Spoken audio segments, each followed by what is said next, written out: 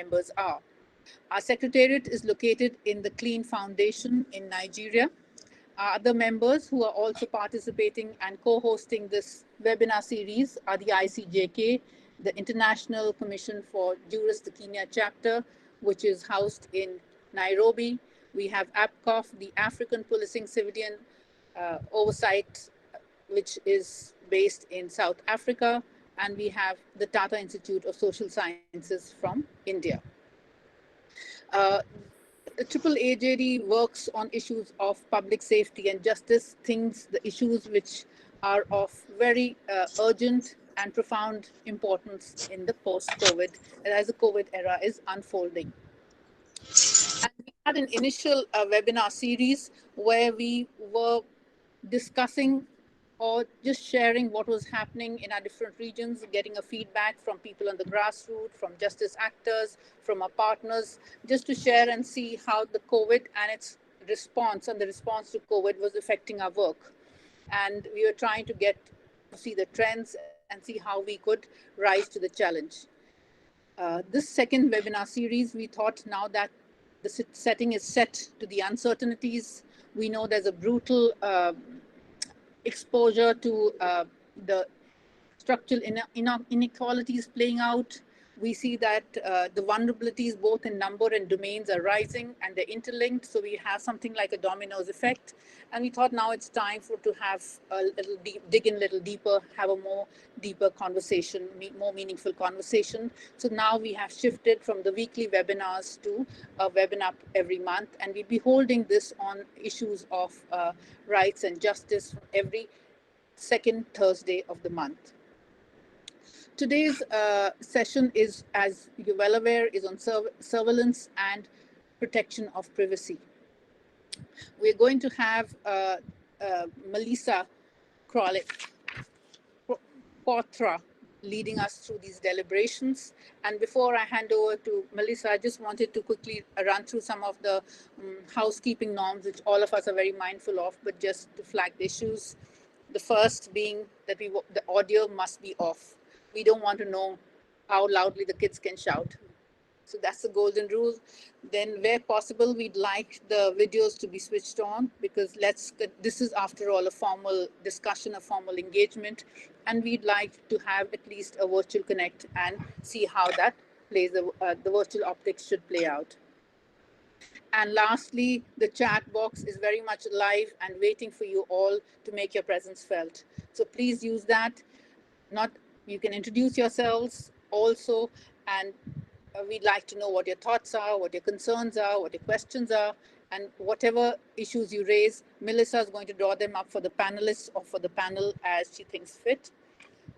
I'm going to now invite Melissa Quatra from the APCOF to come in and take over deliberations. She is a project and research officer, and she has been working on these issues for quite some time.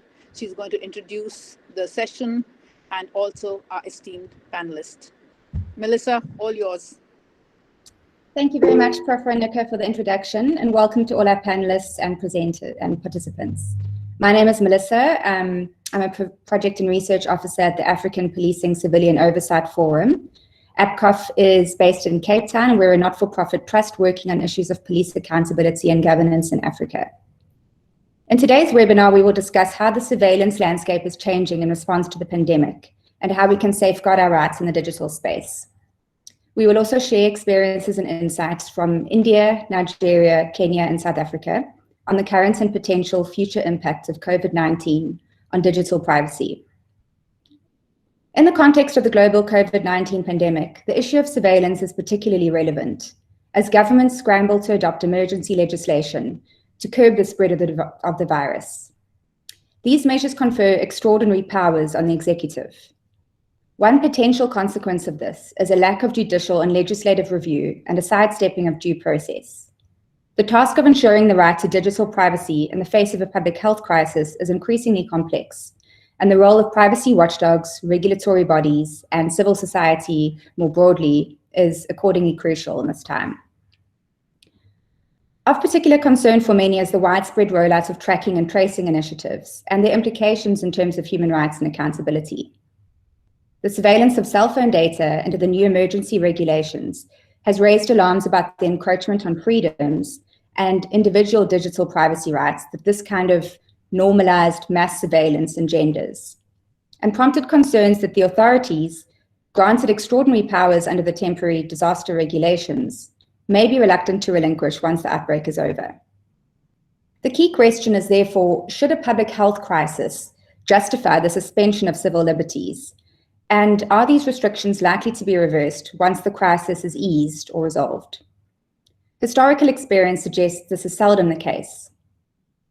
We could make the case that biometric surveillance is a temporary measure taken during a state of disaster or emergency, as have been declared in many countries.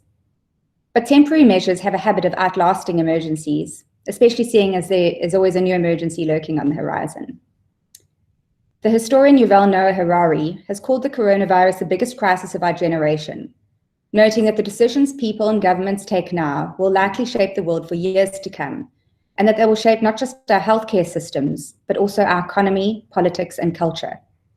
He also asserts that the choice between privacy and health is a false one, and that it is possible to have both, but that in order to safeguard both, we must act quickly and decisively and take into account the long-term consequences of our actions and those of our governments.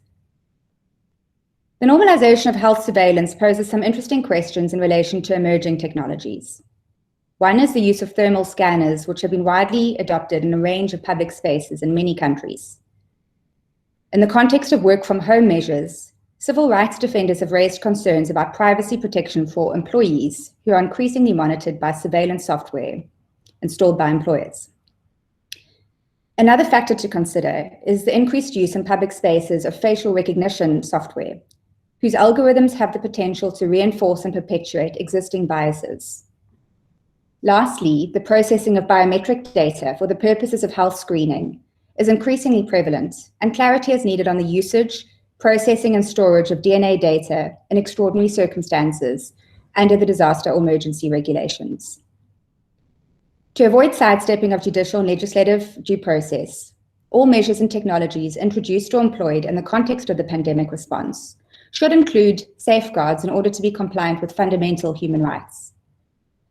These safeguards could include testing to ensure that the measures are necessary and proportionate to the purpose that they seek to achieve, instituting independent oversight, ensuring openness and transparency, introducing sunset clauses to limit the duration of the data processing, and then limiting the extent of the data collection, access, and use. To help us navigate these issues, we are joined by 4 panelists. From Nigeria, we have Adeboye Adegoke. Adeboye is a senior program manager at Paradigm Initiative, where he leads the organization's digital rights programs in Africa. He has led advocacy for the passage of the Digital Rights and Freedom Bill by Nigeria's parliament. Adeboye is an alumnus of the African School on Internet Governance. He has written many articles and reports on digital rights and privacy in Africa. Adeboye has strong legislative engagement and policy influencing experience, and he holds a Bachelor of Science degree in politics, philosophy, and economics. Next up from South Africa, we are joined by Murray Hunter. Murray is a communications consultant and digital rights activist and worked previously at the Right to Know campaign and Open Secrets in South Africa. He conducts research on communications surveillance for the Media Policy and Democracy Project, a research collaboration between academics at the University of Johannesburg and UNISA. Our panelist from India is Professor Ashwani Kumar. Professor Ashwani is a senior policy researcher and professor at the Tata Institute of Social Sciences in Mumbai. He has authored and edited several books and served as a member of the Central Employment Guarantee Council with the Government of India. Professor Ashwani has handled some major policy reform projects for the Electrician Commission of India. He is a visiting fellow at leading global universities and think tanks, including London School of Economics, German Development Institute, Career Development Institute, University of Sussex, and Northwest University. He holds a PhD in political science from the University of Oklahoma. From Kenya, we are joined by Victor Capio. Victor is a human rights lawyer. He also supports advocacy and has authored and edited several publications on various areas where human rights intersect with technology, including internet freedom, privacy, and cybersecurity. Victor is a member of ICJ Kenya and the managing partner at Lawmark Partners LLP. He is a member of the Law Society of Kenya, the Chartered Institute of Arbitrators in Kenya, the Internet Society, and Youth Alive Kenya, where he serves as the vice chairperson of the board. He is an alumnus of the University of Nairobi School of Law, Strathmore Business School, and the Kenya Institute of Management. Just a few housekeeping issues before we begin. Our Nigerian panelist has another engagement and has asked to be excused early. So we'll begin with a presentation from Nigeria. If you have any questions for Adeboye, I request that you ask them in the chat window during his presentation so that he can respond before he leaves the discussion. I also encourage participants to comply with the audio and video conventions outlined by Prof. Renuka. Each panelist will have 10 minutes to present, and I will notify speakers after about 8 minutes to start wrapping up. We will pose specific questions to panelists following their presentations, whichever questions were raised during the chat window, and then we'll wrap up with a general Q&A session at the end. So, Adeboye, over to you. Thanks, Melissa, and hello to everybody on the call. It's a pleasure for me to join this conversation and to be able to bring perspective from Nigeria and to share with you what the development looks like for Nigeria. So I'll just dive in since we don't have a lot of time. I'll dive in very straight forward to talk about the history of surveillance in Nigeria. It's great that COVID-19 is making us to talk more about surveillance, which is a subject that not a lot of people were paying attention to, especially in this part of the world. But I think for Paradigm Initiative, the organization I work with, we started paying attention to the subject of surveillance and especially how it affects digital rights.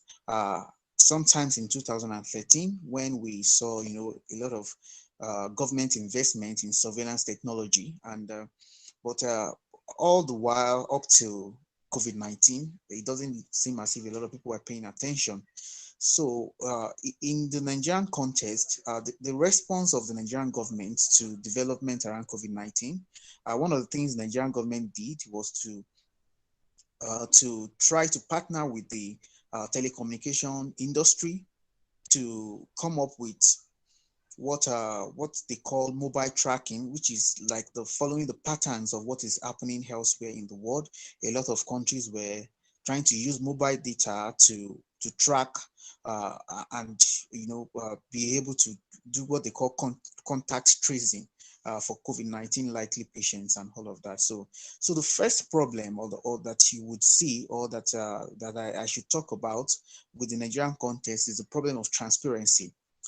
So as a matter of fact, it was almost going to happen secretly, like it was never going to be mentioned publicly that government was taking such measures.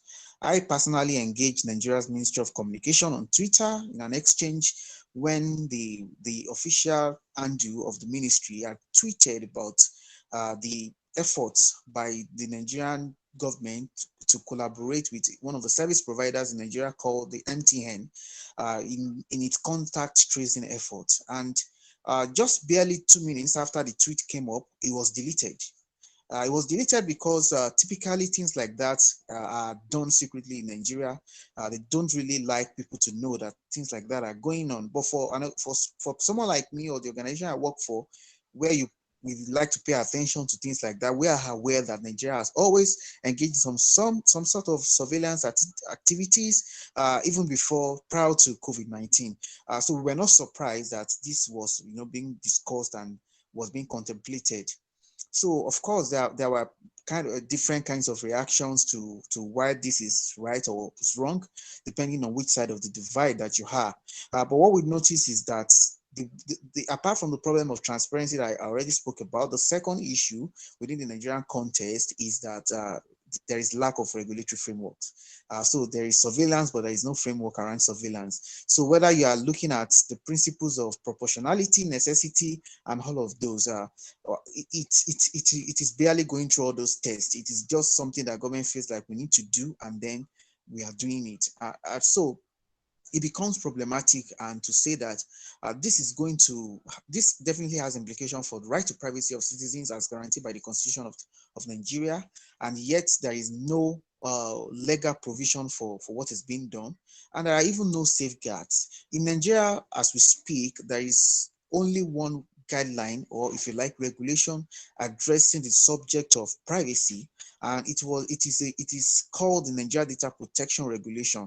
The Nigeria Data Protection Regulation is modeled very strongly after the EU GDPR. The only thing, or the only difference, is that it doesn't have the same force of law as a primary legislation would have.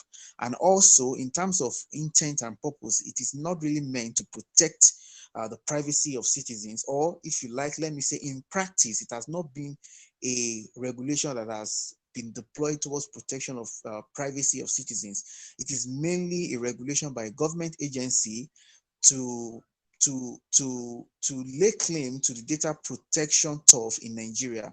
One of the issues we have with that guideline is that in our own experience, we discovered that government is probably the number one culprit when it comes to violating the right to privacy of citizens. So why would government be in the position to protect a right that it is likely going to be the one to violate?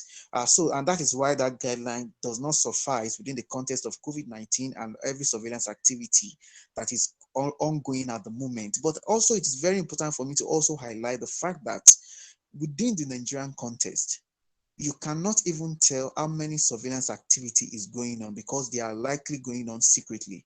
We can only speak to the ones that we are aware about, not necessarily because government wants us to be aware, but simply because there was a mistake. Somebody who was supposed to keep information secret went to tweet about it, and then it was impossible for government to deny it. As a matter of fact, immediately I saw the tweet, I did a screenshot of the tweet, and I posted it online, and I tagged the Minister of Communication, asking questions that why did you delete the tweet? Even the minister didn't have a choice but to respond to my tweet, and we had a couple of back and forth on what needs to be done in terms of protecting privacy of citizens. Although the minister kind of assured that they are going to protect, but we knew that those were just words. We've not seen anything practical in terms of ensuring that those words, move to action. So I've talked about two things: lack of transparency, lack of regulatory framework. The other thing I would also like to talk about is that the problem of time. When I say time, I mean time limit of when these measures will end. The problem that we've always highlighted with taking measures such as surveillance is that it does not have a time limit. And after COVID-19 is gone, we are very certain that these measures will still be in place, and they will be used as instruments to go against people that government don't like activists and dissidents and people who just share contrary opinion. And I'm going to quickly give two examples before I wrap up my presentation. In 2012-13 thereabouts, Nigeria had a serious problem with kidnapping in the south region of the country. There were a lot of kidnapping that was happening in Nigeria, and as a response, the governors of states in those regions of Nigeria invest massively in surveillance and hacking technology. So they purchased this in their argument was that they needed to support law enforcement, security agencies to be able to track the criminals that were abducting mainly foreigners who were probably in Nigeria because of the oil exploration activities that were going on in the south region of Nigeria. So they purchased this technology, they started to use it, and they were using it to go after criminals. But what happened was that by 2015 there was an investigative report that exposed that many of these governors were using this hacking technology, this surveillance technology, to snoop on their political opponents. This is exactly a clear demonstration of what is going to happen to surveillance measures being taken by the Nigerian government because of COVID. It is going to become a political instrument because they are not guided by law. There is no judicial oversight in place, and I can already predict that Nigeria will face the same issue just few months or years after COVID is no longer with us.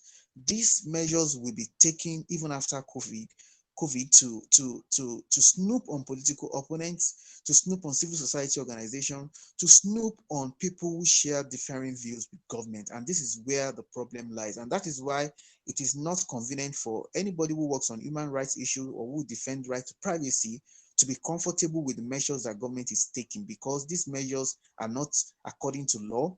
They lack judicial oversight, they are not transparent, and they are not accountable. Government is not providing information to the people on what it is doing so far, what it has achieved so far in terms of success, and what it intends to do to ensure that these measures do not violate the right to privacy of citizens. So at this point, I would stop in case there are questions so that I can also take them. Thank you, Adeboye, for a very interesting presentation. Do we have any specific questions for Adeboye before he leaves? Okay, we have one question in the chat window from Renuka. What do you suggest is done? Okay, first, just to talk about addressing each of the points, the first thing is that there has to be transparency. Citizens deserve to know what the government is doing. So if you are tracking my phone, if you are doing contact tracing, you must be able to report back to citizens to say this is what we are doing. It's an extraordinary measure because of an emergency situation, because of a special situation, and this is how far we are going with it. These are the numbers of traces that we have done. These are the numbers of detection we have made.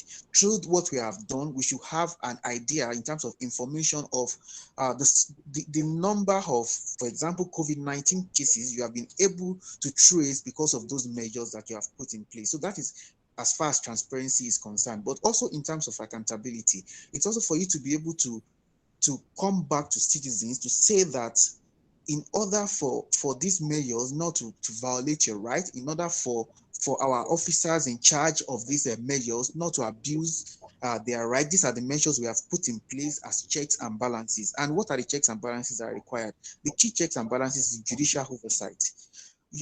There should be a judicial authority supervising everything that is being done. A judicial authority must be able to have an oversight responsibility about everything that is being done. But what is most important is that there has to be a law in place. That is, the law needed to be in place before COVID-19. The law was not in place. So as we are responding as we are responding to this emergency situation, it's also an opportunity for us to also speed up the process of enacting a data privacy law. Nigeria has had a data privacy bill in the parliament for such a very long time. The bill was sent to the president, it was not signed, it was not rejected, it's just lying fallow there. So if we are really interested in protecting the rights of the people, COVID-19 also presented a perfect opportunity to do the right thing by ensuring that that bill becomes law, so that it serves as a guide, it serves as protection and safeguards for citizens' right to privacy. Thank you very much, Adeboye. I think we have one more question. It's from Austin in the chat box. Kindly demonstrate how this information can be used to target citizens, or in what ways will it be useful to government in targeting citizens? Oh, thank you for that question. And I'm going to respond to the question by giving you a very practical example of what we have seen happen in the past. And the example I'm going to give is without prejudice to whether the subject of the matter is guilty of the accusation or whether they are innocent, but just to demonstrate how this has played out in the past. Leading to Nigeria's 2019 election, the president, who was a candidate in the election, announced the sudden suspension of the chief judge of the country. And when that announcement was made, people were surprised because people were not used to hearing that president can suspend the chief judge according to the Nigerian law. There are processes that have been put in place according to Nigerian law to suspend or to terminate the appointment of the chief judge. It has to go through what is known as the Judicial Service Commission, and also the parliament has a role to play if you are going to suspend the chief judge of the country. But it became a controversial issue. It became a very noisy issue. But what we found out, what the president claimed happened was that the DSS had found that the chief judge was communicating with certain people who are on the other side of the political divide of the president. And they have also traced certain transactions to his bank accounts. So in other words, they were monitoring his phone calls, they were monitoring his bank transaction. But under what law did they do it? They did it because it was in the interest of the political, it was like in the political interest of the president, because as at the time the president was contesting for an election, and it was believed that the chief judge was not aligning with the president, it was aligning with the opposition, and they feared that if the election has to be determined by the courts, by the judicial system, they feared that the the chief judge was likely going to side with the opposition. I mean, these were all assumptions and all of that. But because of that, the president made a political move. But I just want to highlight the role that surveillance played in this process. Because you needed to demonstrate that the chief judge was guilty, and in order to demonstrate that, the president pointed an example that there were telephone conversations of the chief judge that were monitored, in which case they argued that he was talking to people in the opposition, and also they traced his bank account. Now, the problem with all of this is that it would not have been a problem if they were happening legitimately or within law. But these things were happening illegally. They were just using security agencies to go after somebody they don't want. And this is the issue for me. Like I said before, I am not speaking in terms of whether the chief judge was guilty or is not guilty. I'm just talking about processes and why it is important to highlight the fact that surveillance without judicial oversight, surveillance without legality, surveillance without transparency will be deployed to political ends. Thank you very much. Thank you very much, Adeboye. Please feel free to rejoin the webinar after your engagement if you're able to. We're going to have a discussion panel at the end. All right, okay. Thank you. Thank you so much. Next up, we have Murray Hunter. Murray will be presenting on the surveillance landscape in South Africa. Sure. So thank you very much. And it's for me, this is the very first time I've been part of a discussion like this where the panelists aren't all from Scandinavia, and it's actually quite an important and special thing to have a global South-focused discussion. I'm going to try to share a presentation, and we're going to see how that goes. And in the meantime, let me just say that South Africa's COVID-19 digital tracking, it implemented South Africa rolled out or announced a digital tracking policy in terms of its COVID-19 response very early on at the end of March. And while a lot of countries have opted for contact tracing apps, and there's been a lot of discussion of that, South Africa's response has been slightly unusual in that it hasn't opted for an app. What it has done is set up a direct requesting system between government and cell phone providers for people's location data, their cellular location data, for the purposes of contact tracing. And I think a lot of the concerns that had just been raised from the Nigeria context about how surveillance infrastructure can be abused was very present in the South African discussion. But what I think is quite interesting about the South African policy is that its privacy protections are quite novel and actually not bad, but the policy itself is nonetheless a failure. So I'm going to quickly take us through a presentation here, and because of limited time, I'm going to skip over some things. But to say that in the kind of post-democratic era of South Africa, there has been a growing body of anti-surveillance activism after there's been some realization that state spying tools and policies had been abused to target journalists and whistleblowers and members of the judiciary, opposition politicians, community activists, etc. And so I'm going to skip through this, but there has been quite a lot of research on the patterns of abuse that we saw. And as the activism built up and as the body of knowledge built up, this has enabled legislative challenges and policy challenges that have led to a constitutional court case that is still pending actually today, but we're expecting a judgment very soon that may rule that key aspects of South Africa's existing national security surveillance are actually unconstitutional because of the ways they've been abused. And I'm going to take you through the basic of how that law works, because it's important to understand the similarities between that law, the similarities and differences between that law and the COVID-19 tracking. So this is a very basic diagram of how the usual national security and policing legislation uses communication surveillance. So you have two people there who are communicating over a cell phone, and if one of them, under existing law, if one of them is suspected of a certain high level of category of crime or terrorism, what would ordinarily happen is a specially appointed surveillance judge would need to grant permission before the national security agencies or the police could intercept that person's communication. Now, it's a senior judge in the case of actually listening in on someone's phone calls. It's a relatively junior judge if it's actually retrieving their phone records or things like their location-based information that might be held by their cell phone providers.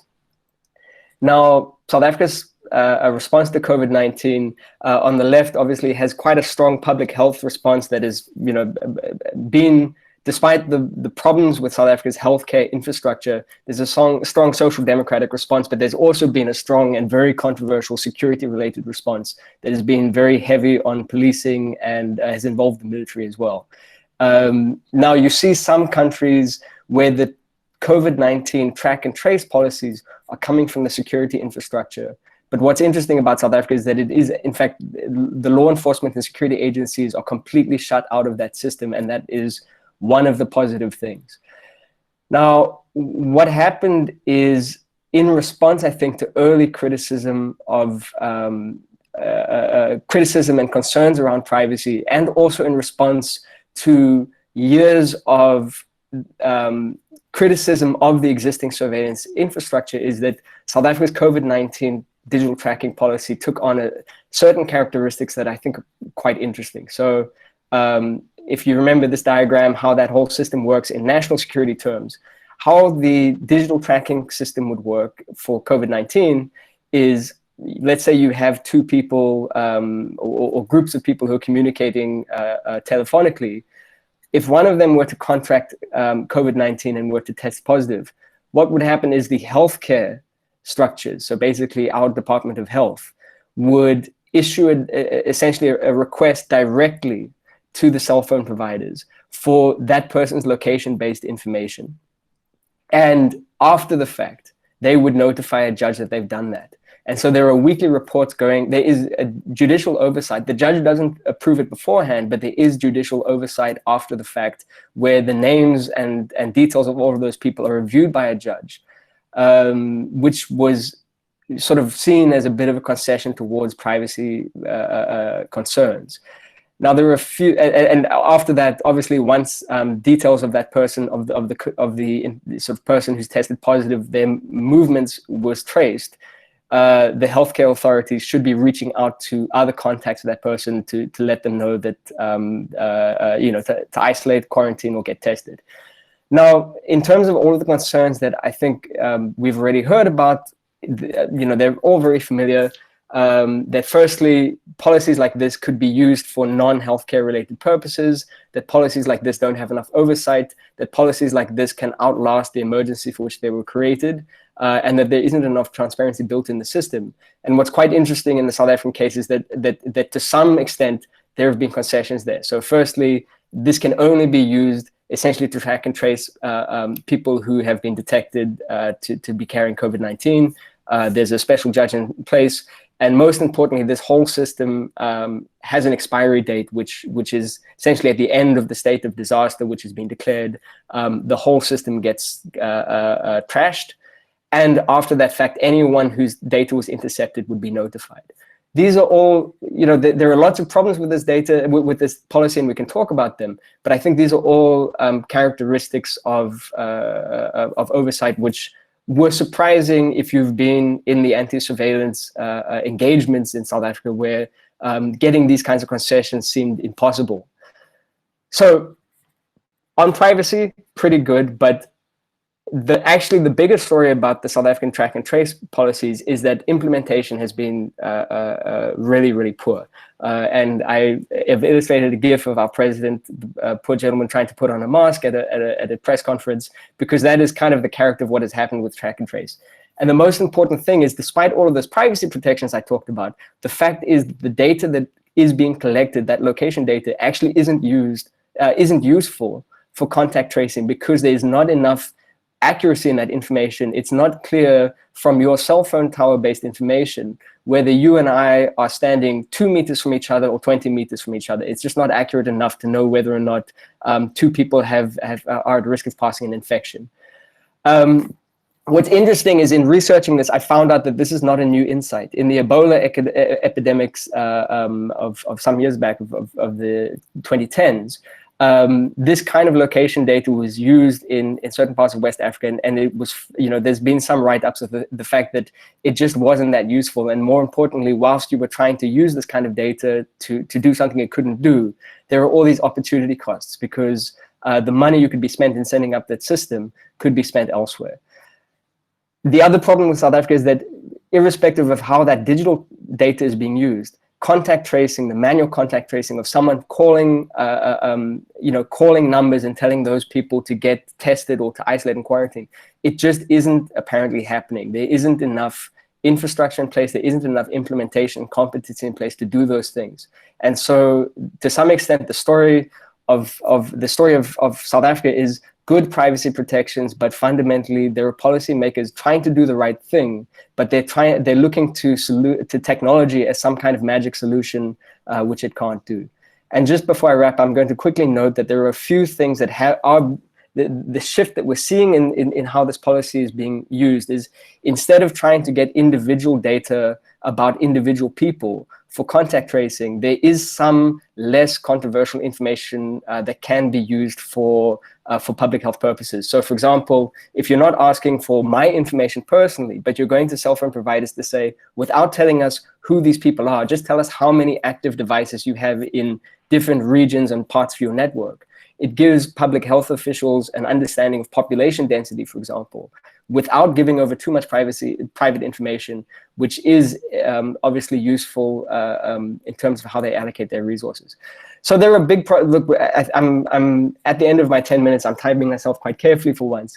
There are big problems with going down this road with privacy risks, but also the fact is that sometimes you're trying to create technological solutions that are simply not useful at the same time that you're risking privacy. And that appears to be the story of South Africa. And Melissa, with that, I am done. Great, thank you so much, Murray. I think you've painted a pretty comprehensive picture of what's going on, what the emerging picture is coming out of South Africa. I had a question, but I think you've actually answered it just after I finished typing. So I was asking, you mentioned that the use of location data is not necessarily the most accurate. So my question was on whether there are better alternatives. I think you measured that sort of mass device detection was. Yeah. So the device density, which is just telling us how many devices on different locations. But there are, I find myself as someone who's very privacy conscious, still in a time of emergency, making concessions with myself about what I consider to be a risk to privacy or not. So, for example, I'm looking at that and thinking, I'm worried about this pandemic, and thinking, well, that doesn't seem so bad. Maybe I can live with that. And to be honest, many of my sort of comrades and colleagues in South Africa think that I'm too soft on these policies, and some of them are in this room so they could show themselves. But one of the things to note is that this sort of population density data can also be misused as well. Because, for example, if there is a community of 50 people in a specific area, let's say in an informal settlement or land occupation, that data can be used for public health purposes or can be used for law enforcement purposes. So, for example, the police are very interested in finding out where land occupations are going or vacant government land, so they can evict people very quickly. And this kind of data is certainly going to be of use to them, and it remains to be seen whether some of the law enforcement agencies are going to say, this information can only be used for public health purposes, but that land occupation is going to be a public health risk because people are living in such close proximity. So that's why we need this data, and that's why we need to evict those people. And if you have been following land evictions in South Africa, there's nothing crazy about that. That sounds exactly like the sort of thing they would do, unfortunately. Absolutely. And then I just have one more question. You mentioned that there were provisions in place to notify contacts, people who've been in contact with an infected person. So are there any timeframes within which individuals have to be notified by government that they have been tracked? Okay, yeah. So it's I should be. It's important clarification is that when I was talking about notification, obviously you're meant to notify people who've been in contact with someone who has COVID-19, but also anyone whose data is processed in terms of this policy is meant to get notified, and that would be within 6 weeks of the kind of termination of the policy. Now, one of the difficult things is when this policy was implemented, it was a state of disaster that formally lasted 3 months. And I think many people, myself included, were thinking, well, this is going to be a tough 3 months. And of course, now we're 4 or 5 months in, and there's very little end in sight. And so it's good to know that this policy has a sunset clause, that it has a term, like an expiry date.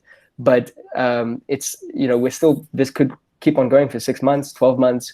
And everyone who's been processed would only be notified after all of that. And so one of the criticisms is simply to say it's good that people are being notified, but why can't this happen within 5 days or 7 days of the data being processed rather than sometime in 2021? Sure, absolutely agree.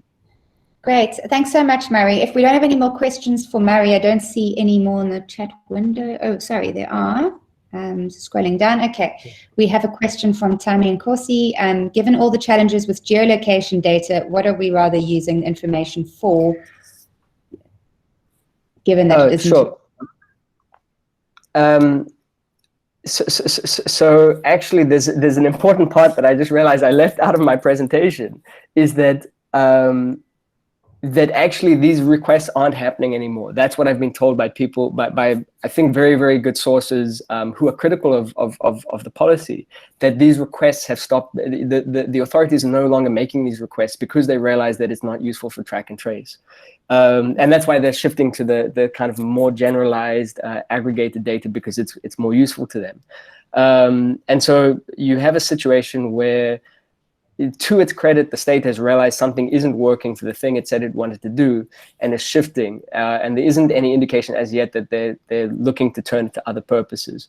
But you know, I think the point Tommy is making about transparency in his second question, to say, why aren't there statistics on this? Why does it take some guy in a floral shirt making phone calls around to try to figure out what's going on? It's certainly one of the criticisms of the system, is to say, well, if it's not working, the state should come forward to say, actually, its policy has shifted. And what I've just said now doesn't appear to be public information. It's just things I've gathered in the research in the last 10 days or so. Great, thanks so much, Murray, for that explanation. Okay, if we don't have any more questions for Murray, then we will move on to Professor Ashwani. He will paint a picture of the situation in India. Thank you very much, Melissa, for inviting me. Can I make share my notes, bullet notes?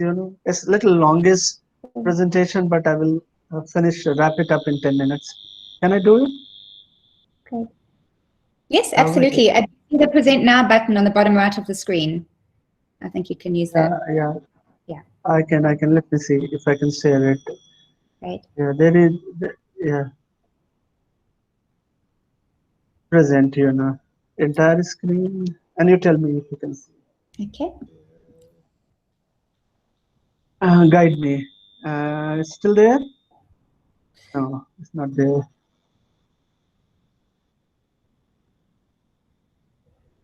How do I go? Melissa, can you tell me how to? Sure. I'm here. Share. Okay. Do you see? I think it is on the bottom right, and it says present now.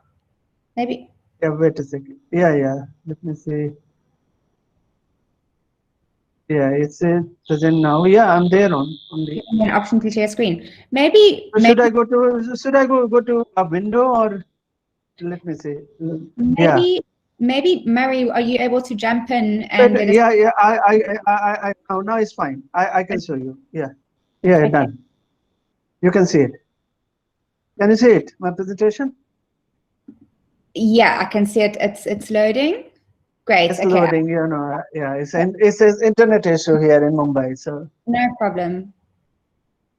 Now it's okay. Yes, Ashwini, we can see it very well now. Yeah, can you see it? Yeah. So let me just begin with the way I look at COVID and the idea of surveillance. there are two, three things, conceptual issues that I will begin with, just to highlight the issue that there is a misconception around the world that COVID is such a pandemic that means that we need to be softening up or perhaps, compromising on the idea of privacy. So that's why I'm hearing from colleagues around the world that since it's a crisis situation, so do not insist on what I call hard regime of privacy rights. So we can go for a softer regimes of privacy. I think that's a myth being perpetuated, in order to increase surveillance around us. Since my presentation is a structure around the idea of what Shoshana Zuboff calls the age of surveillance capitalism. I think, if you look at the nature of capitalism today, is based more on surveillance as a new economic mode. So let me begin with this. Everybody seems to be familiar with Hannah Arendt. Why privacy matters. So for me, privacy matters, according to Hannah Arendt, that privacy and the private realm as the essential refuge for human uniqueness. And that's very important for me to alert all of us to this idea of privacy, which is being compromised in the COVID crisis. Secondly, there is also a kind of battle around what I call narrow definition of privacy and also a broader definition of privacy. So far, what I have been hearing is about informational privacy. So all the apps we are talking about in the COVID, all the locational apps, etc., and are basically, talking about informational privacy. But we need to, be careful about protecting from a larger human freedom perspective or human rights perspective that privacy is a broader notion. It involves human dignity, autonomy, and also intimacy and enhanced personal expression and our choice. And that is why I speak for here from India a more harder regime for privacy and basically a more community-driven and community-based privacy model or privacy model, which is far more effective than the state surveillance. I will skip some of the stuff here, the right to privacy, which is a classic paper by Samuel Warrens. If you are interested, kindly look at and see that why this whole idea is the right to be left alone is being compromised in the COVID situation. Secondly, I'm looking at two ideas, from my colleagues from Africa. I'm hearing about, privacy models and also about surveillance models. And it occurs to my mind that, most of us who are familiar with different models of the privacy, there are two models, European model and American model.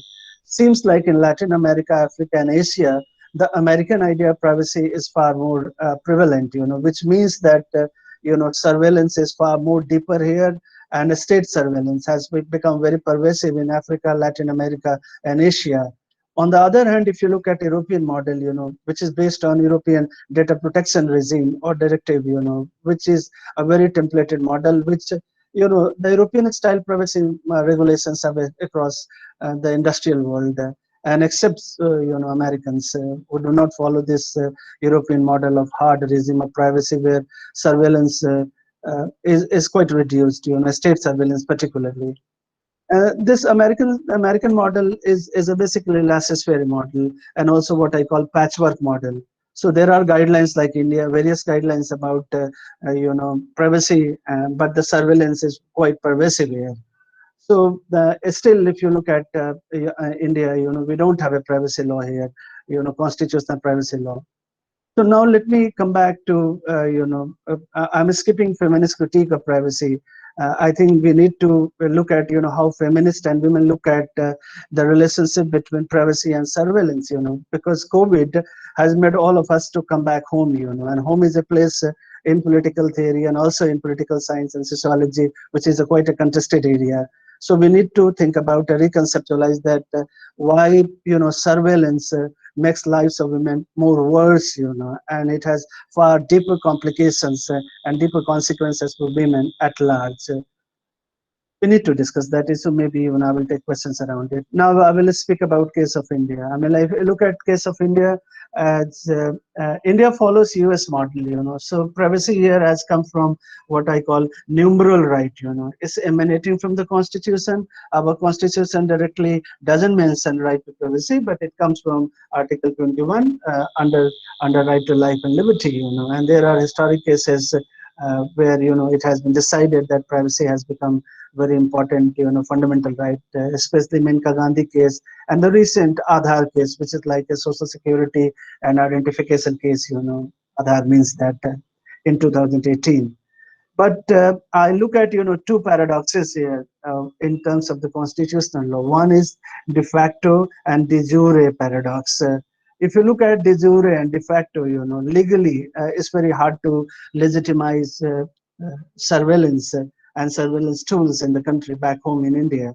But there are many de facto ways, in which we have been witnessing, a new regime of surveillance. For instance, if you go to take your say paycheck, now if you look at the judgment of the Supreme Court on Aadhaar case, employers won't be demanding your Aadhaar number or Indian Social Security number. But still, if you don't provide your Aadhaar number, you don't get your paycheck. There are many what I call de facto ways of surveillance, which often do not crop up in our discussion on surveillance technologies and surveillance tools, reducing our privacy rights. And for instance, in India, if you look at, unlike European data protection systems or model, we lack a comprehensive data protection law, and which is very significant when you look at this whole COVID case, because we are going without a comprehensive data protection law. And Parliament has tried, in 2011 to bring up a privacy bill, but it has still been hanging fire since then.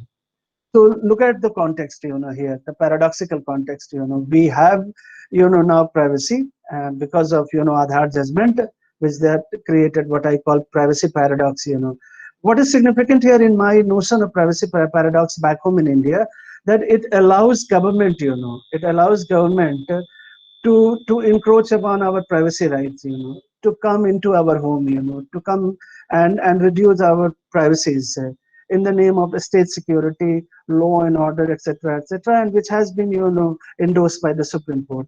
But if you look at, private parties, transactional parties, relationship between individuals, privacy is protected, by the Supreme Court order. But this is a very unique situation, and especially in the context of the COVID, where, I will give you this very important case, you may be hearing around the world about this controversy, Arogya Setu app controversy. Renuka is in Chandigarh. Perhaps I don't know whether she has downloaded this app on her smartphone. But this Arogya Setu app controversy relates to what I have been speaking about in terms of the relationship between surveillance and privacy. This is a very unique app. If you look at, there is no public or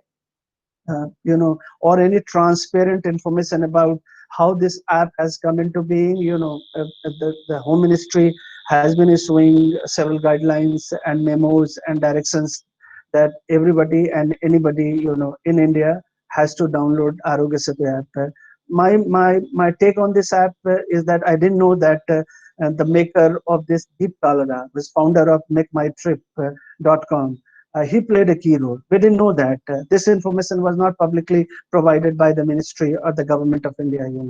He claimed that it is a public-private partnership model, but we didn't know because there is no public document available. There is no public, tender was issued. There is nothing public about it.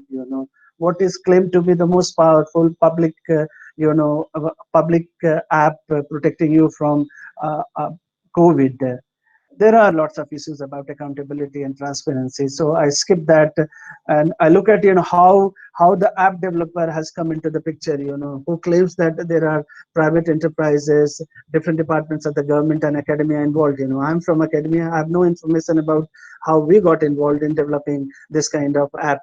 I'm told that Madras IIT was involved in developing this app. So you can see that how this whole, what is called a magic app, in terms of dealing with COVID has developed, which is perhaps, even from the point of view of the developer, you must delete after COVID is over. So it means that it collects a series of multiple data points for personal and sensitive information, which certainly increases our privacy risk, you know. So so I will stop here. You know, the Arogya Setu controversy here, because this is something that is quite important globally, because this is a location-based app, and this app is based on tracking and tracing. If you look at two keywords today in the technology of surveillance, have become very pervasive: tracking and tracing. Now, look at newer challenges of technology-related surveillance, and especially since we are working from home, and I'm talking to my colleagues on Google Talk, and I'm told by my friends, you know, app developer friends, that even Zoom and Google collects informations, all kinds of informations from app, you know, and so it's very important for us to. For instance, I don't know if you are in the US or elsewhere in Europe, if you have heard about this controversy of Nest thermostat controversy. Where you install a thermostat at home, because since, you know, I'm sure that we will be working from home for a little longer time than imagined. So if you install a thermostat, this is called Nest thermostat, it will start collecting information on users and users' informant. So there are new challenges of technology related surveillance. And that is why it has become very important for us to look at how new technologies of surveillance, increased data mining, re-identification of anonymized data, sets, heat sensing cameras, license plate readers, predictive analytics, and facial recognition technology. All these technologies have complicated the relationship between privacy and surveillance. For instance, today in India, it's very difficult to escape surveillance of various kinds, you know, from both private sectors operators and also government stakeholders and government operators and government agencies. Finally, I come to here, you know, you have looked at, you know, some of the consequences of surveillance cameras, you know, and if you go to hospital today, or, you know, there are cameras, there are sensors, you know, that start taking your, you know, temperature. So in the name of collecting your temperature data, they also try to identify and track ethnic minorities. I think I would like my colleagues to speak on and speak about, you know, the impact of surveillance on minorities, poor, etc., etc. You know, because these things do not crop up in normal discussion. You know, the new normal is when we are only talking about illness, you know, COVID illness. But I'm reminded by Susan Sontag that illness is a metaphor. Is illness a metaphor for more deeper, you know, ideas about the relationship between freedom and surveillance? So finally, you know, as I talked about Google Talk and Google and Zoom platforms, they are not free from, you know, surveillance tools and technologies. So we need to be very careful about using Zoom and Google Talk. You know, I'm not a technocrat. I have no ideas how to prevent myself from, you know, these apps, you know, collecting data on user and users environment. You know. So finally, my concluding remarks are: so do we have a meaningful right to be left alone in COVID lockdown? I mean, I know that you know, COVID illness is a serious issue, it's a pandemic, but then you know, surveillance has also become pandemic around the world. You know, so how to deal with that? You know, and what is the role of community? Community. There is no discussion about community. You know, in Mumbai particularly, which is known for communities of various kinds. You know, but if you look at, you know, in this environment of COVID, communities of various kinds, including you know, communities of housing societies, communities, and you know, various people's communities, they are completely left, you know, out of the picture. So that's very important for us. You know, I'm not very comfortable with the term of community policing, so I dropped that word, and I'm looking for some better term for better, you know, democratic participation in protecting privacy and also dealing with you know, surveillance of various kinds.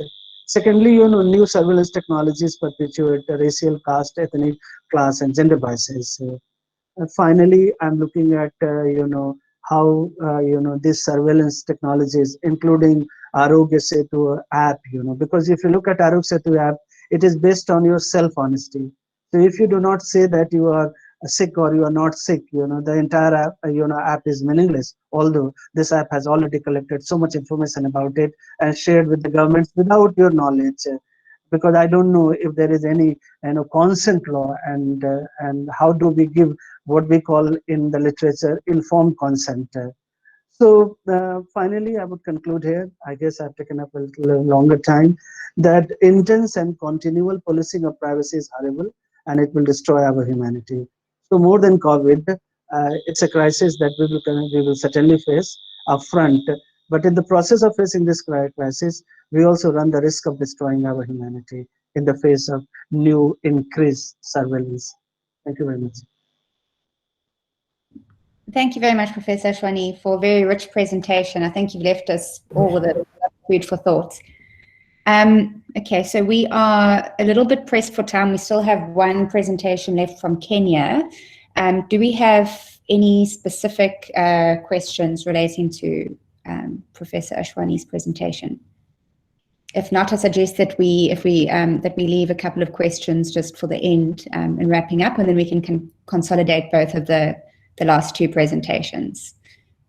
Okay, great. So if everyone's happy with that, we will move on to our final panel presentation by Victor Capio from Kenya. Victor, the floor is yours. Thank you very much. It's a great pleasure to be here today and to share ideas about what surveillance means in the era of COVID-19. And just want to share some experiences from Kenya.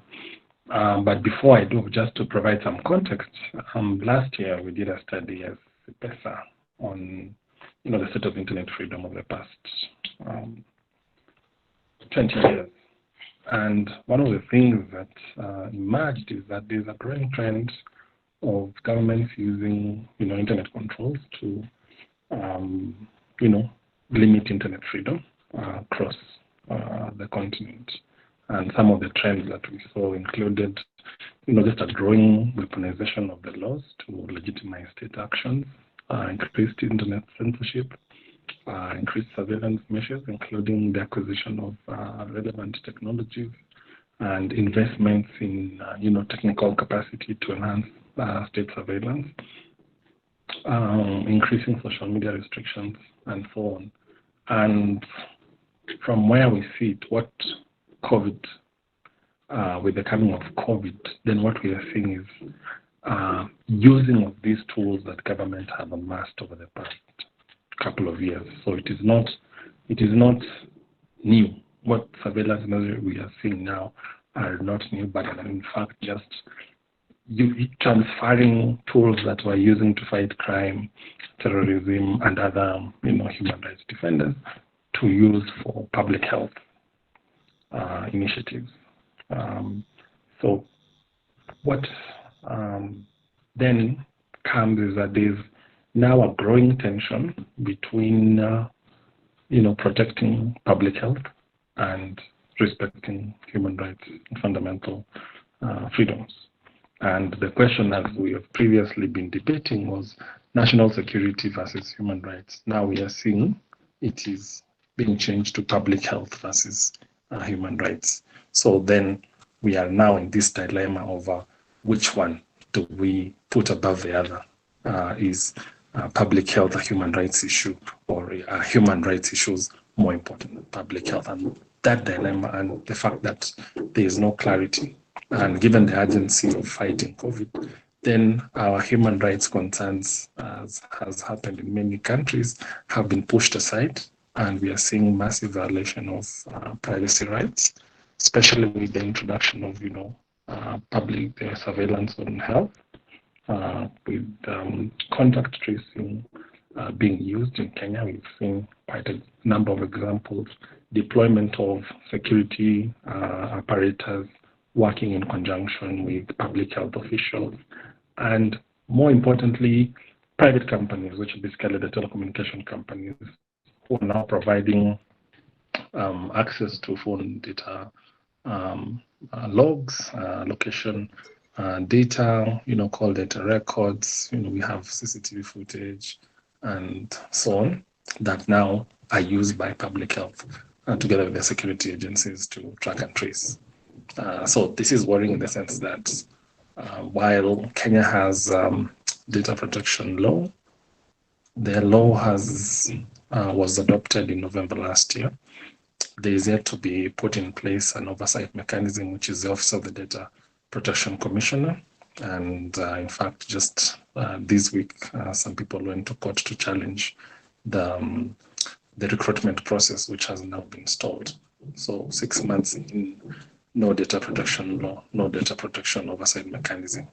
And of course,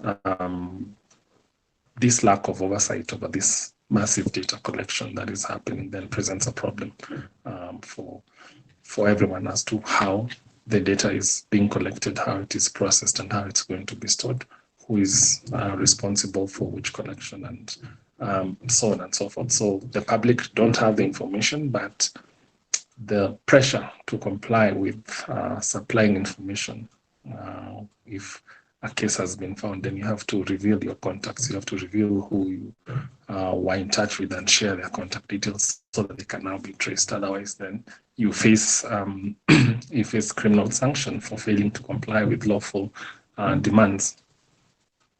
The other aspect that is important to note is on the freedom of expression aspects, and we've also seen, in Kenya, 2 bloggers being arrested for sharing information that was not government information about COVID, and the use of the Computer Misuse and Cybercrime Law provisions on fake news and false publications to arrest and charge these bloggers for releasing information to the public that is not government information. So that is also an emerging challenge in that respect. One official who worked at the Airports Authority was arrested for taking a picture of a plane that had landed from China. And this brought a bit of public controversy because he was also fired for, releasing this information and sharing it out widely. So we are also seeing some affronts to freedom of expression during this COVID period. And of course, this censorship therefore presents a chilling effect on, freedom of expression. If you look at how some of these people have been arrested, they've been intimidated and been threatened, and so there's therefore fear of sharing information relating to COVID. Over and above that, we are also seeing a lack of transparency and accountability of government in terms of how these measures are being implemented, which measures are being implemented in terms of this lack of judicial oversight over this track and trace requests.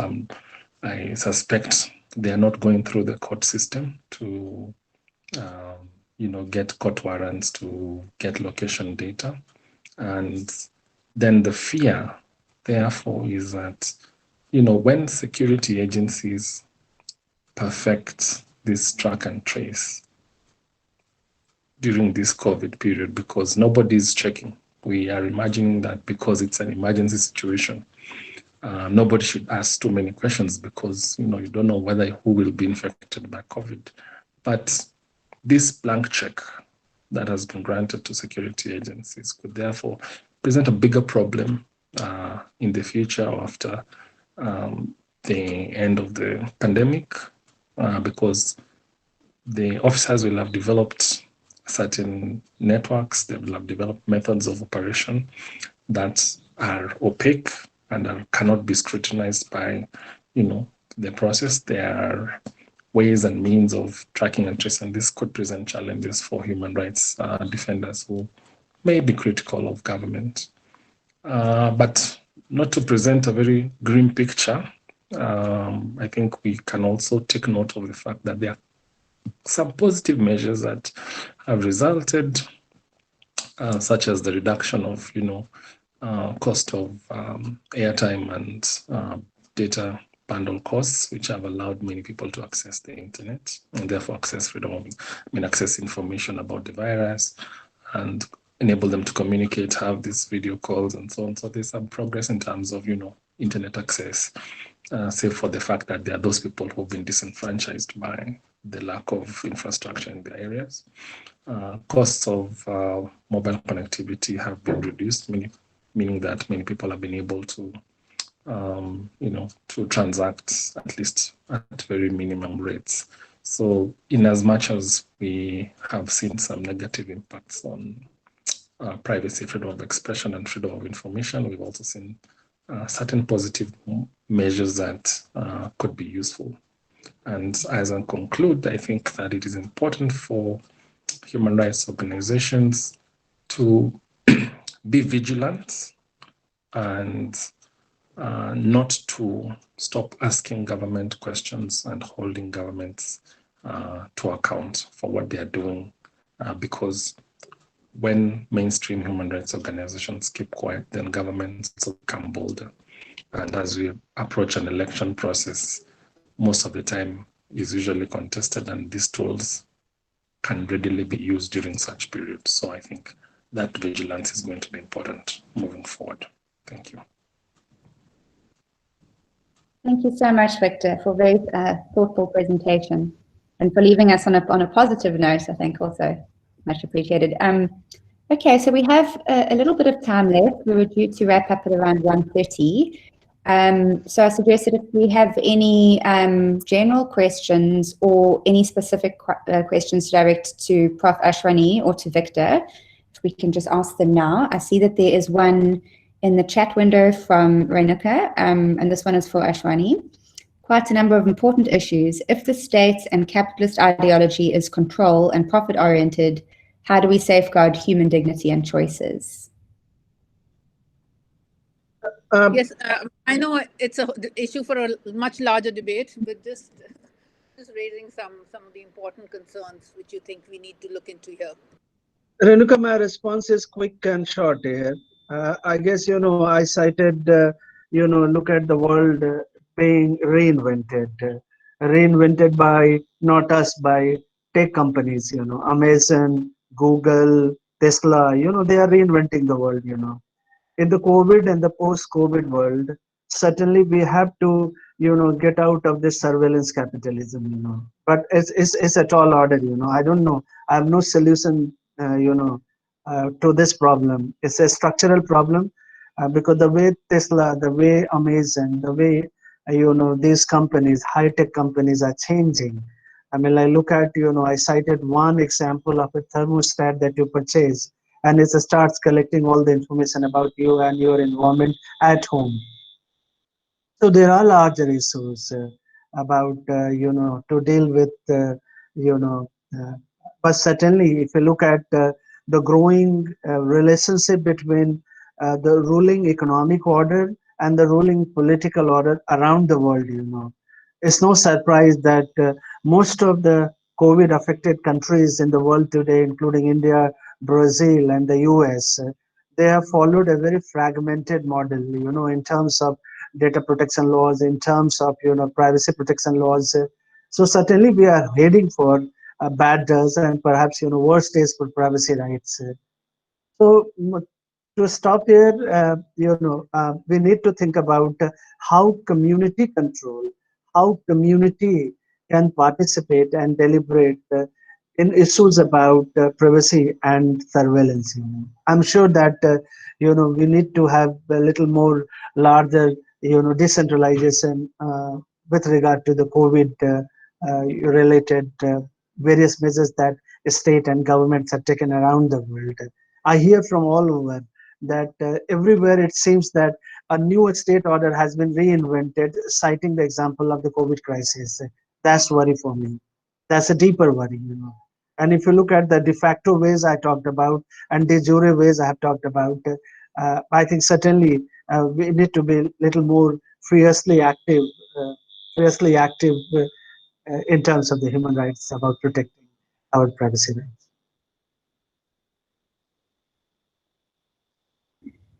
Thanks, Prof. Ashwani.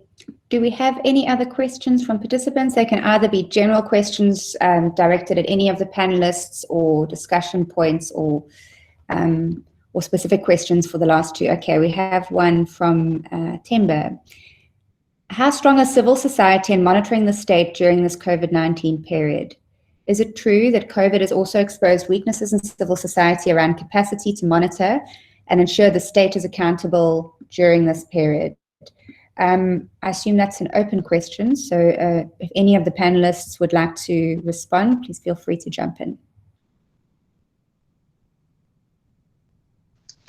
If I may, I think that's a very valid point. For the longest time, I think many civil society organizations are focused on, mainstream human rights, right to life, torture, and the big things that were a problem in many countries.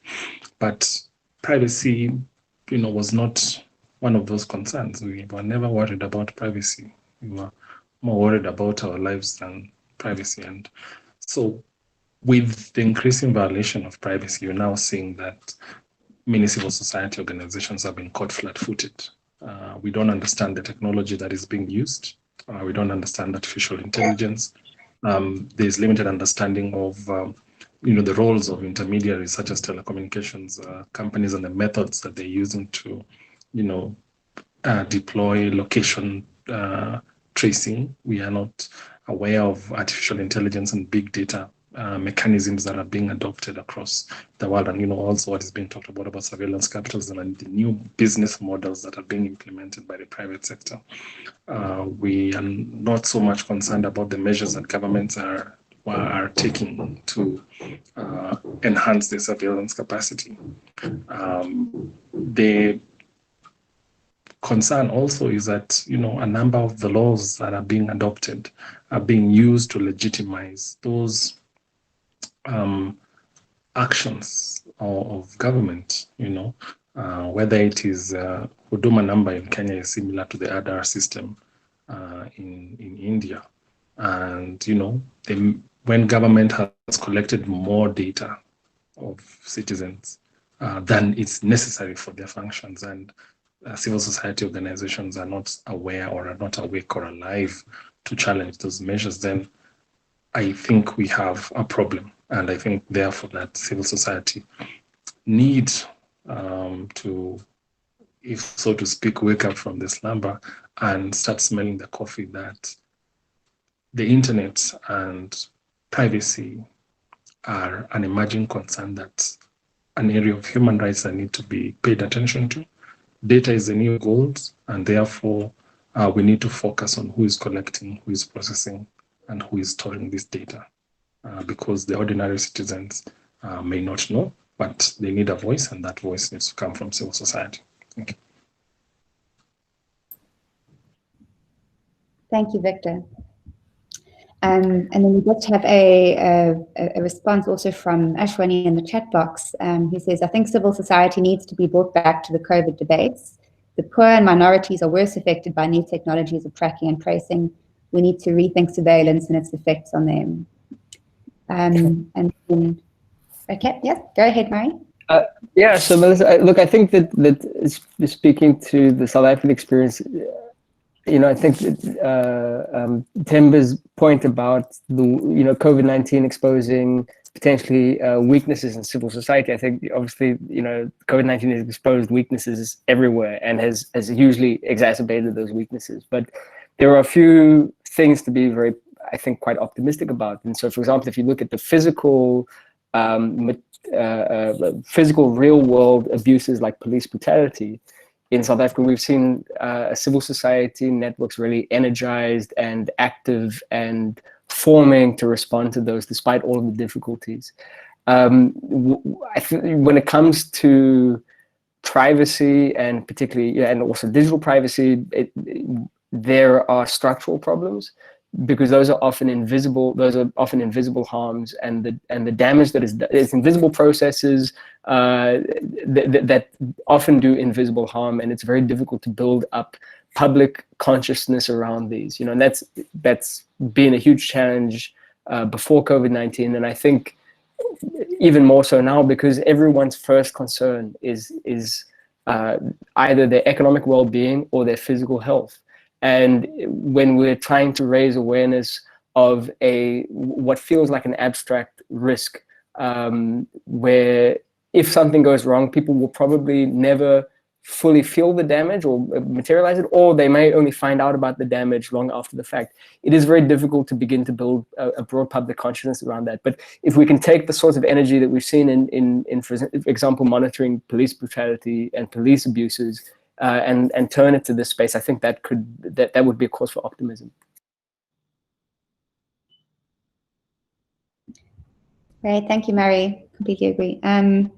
Okay, and then we have another comment from just in the chat window from Prof. Ashwani. Working from home requires rethinking labor rights, and also what about the effects of women and their choices, sexual, reproductive, and gender? We need to broaden the narrow legal soft regime of privacy. Okay, and then we have another question from Temba. Murray, we often raise questions about the role of corporates in crisis situations. Is the role of cell phone providers in COVID-19 a concern or an opportunity? So I'm going to do something which is very unusual for me, because in the spaces where I've been working, the cell phone providers are usually not haven't covered themselves in glory. But I would say that this is an instance where the communications sector appears to have played quite an important role in protecting their customers' data. So when the COVID-19 digital tracking policies were first announced, all of those privacy protections that I spoke about weren't in place. They weren't in paper. They weren't even proposed. There was a very broad thing that just said the state will be intercepting this data and using it more or less how it likes. And a week later, we had all those privacy protections were suddenly rolled out. The first policy was 2 paragraphs. I mean, 2 sentences. The second policy was 4 pages, and a week had passed, and we've never heard what it was that changed in that week. But there are strong indications that actually the cell phone providers pushed back against government to say, we want to help police this pandemic, but we can't give you access to this data, and you need privacy protections, you need structures in place. And to that extent, I think that the cell phone providers have at least tried to be part of a progressive solution, which is, for me, an unexpected observation to be making.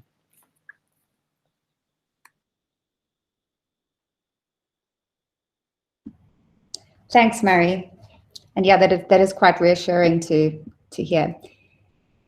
Do we have any other questions, comments? We're about at our 90-minute. Hello, can you hear me? Melissa, can you hear me? Yeah, I can hear you, yes.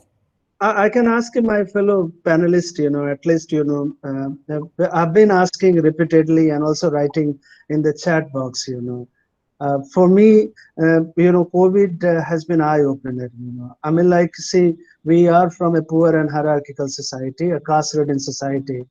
So as a sociologist and political scientist, we are also reconceptualizing how to deal with the new term social distancing. I would love physical distancing, but not social distancing. But because in caste order society, in a racial society, and a segregated society, social distancing is a bad phrase and a completely avoidable phrase. So, but since COVID has, made it popular, has been romanticized by doctors, virologists, policymakers, administrators, So we need to debate that, That's why I'm trying to pop up the issue again and again that, look at, surveillance impact on women, surveillance impact on minorities, surveillance impact on children, We are at home now. And we seem to be kind of in a cocoon, in a cell, but also widely open to the world around. So how to deal with that, I mean, like, there are I worked in the last 10 years on poor welfare schemes, they don't have a smartphone, so they are certainly out of this whole app, Arogya Setu app. So what happens, when you start looking at surveillance? How do we look at surveillance? And do we look at surveillance from a safer, comfortable zone of middle class ideas of surveillance, or we look at, from the perspective of the poor, women, and segregated sections and marginalized sections of the society? That's important, for me to sum up here, and I would like my panel to discuss the equity and justice issue with surveillance. Because by itself, surveillance is a narrow term, if you don't link up to equity and justice. Thanks, Prof. Ashwani.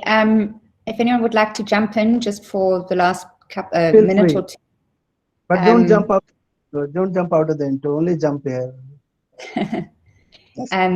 We do have a comment from Angela saying, working from home have exposed CSOs to being more susceptible to surveillance and violation of their privacy rights. How can CSOs guard against these? Okay, so 2 questions there. One relating to protection of the vulnerable, essentially, and the other to specific protections for CSOs. So if anybody would like to jump in, just very briefly, please feel free. Well, I can say something. Okay. I think in response to how CSOs can protect themselves, I think vigilance is very important. It's important for CSOs to conduct security audits of their organizations and just establish their level of preparedness in terms of how ready if they are attacked, and looking at not just physical security, but more so, since we are living in the digital age, to look at digital security and see there are a number of tools from encryption to using cloud storage and secure services. They can look at the number of organizations, I think, across the world that are now working to support CSOs in strengthening their digital security, whether it's their funders or the likes of Privacy International, who can they can partner with and work with to support their and enhance their protection. Thank you. Thanks, Victor.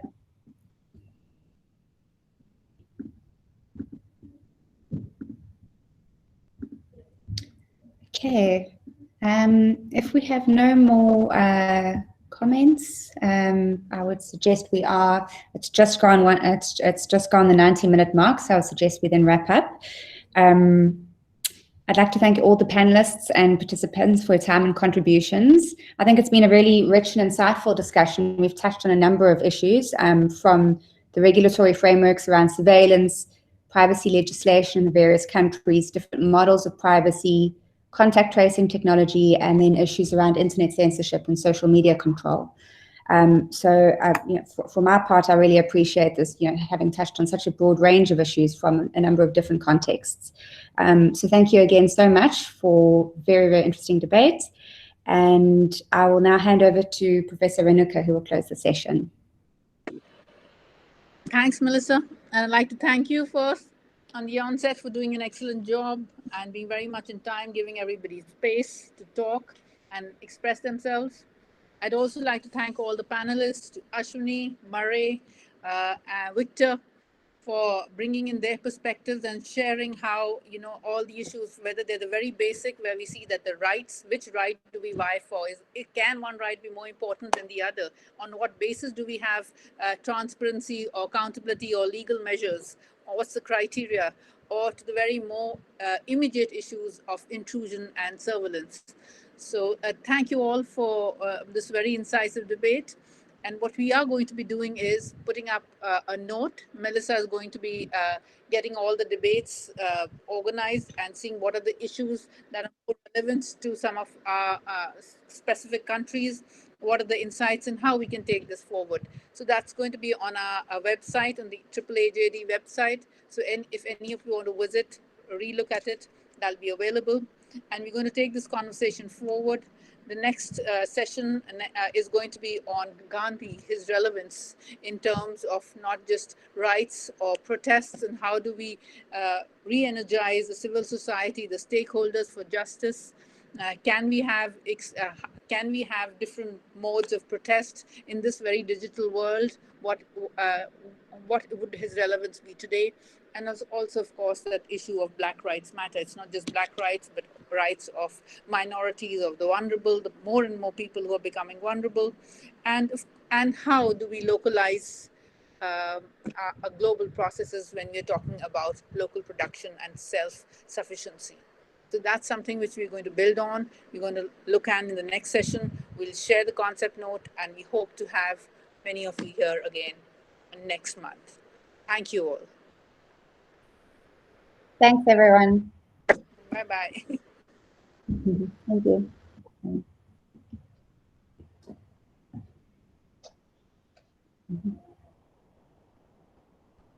Bye, everyone. Thanks.